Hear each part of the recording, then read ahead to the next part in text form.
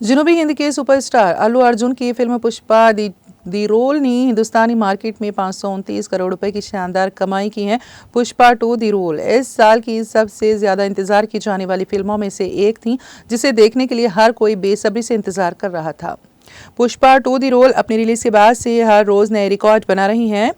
कुमार की हिदायतकारी में बनने वाली फिल्म पुष्पा 2 दी रोल की खुसूसी स्क्रीनिंग 4 दिसंबर को हुई थी।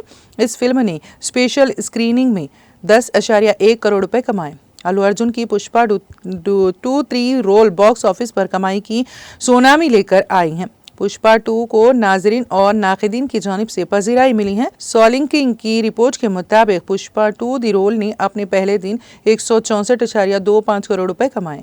फिल्म ने दूसरे दिन 93.8 करोड़ रुपए की कमाई की है। फिल्म तीसरे दिन 119.25 करोड़, चौथे दिन इतवार को तेलुगु में 44 करोड़ रुपए, हिंदी में 85 करोड़ रुपए, तमिल में 9.5 करोड़ रुपए, कन्नड़ में 1.1 करोड़ रुपए और मलयालम में 1.9 करोड़ रुपए की कमाई की है।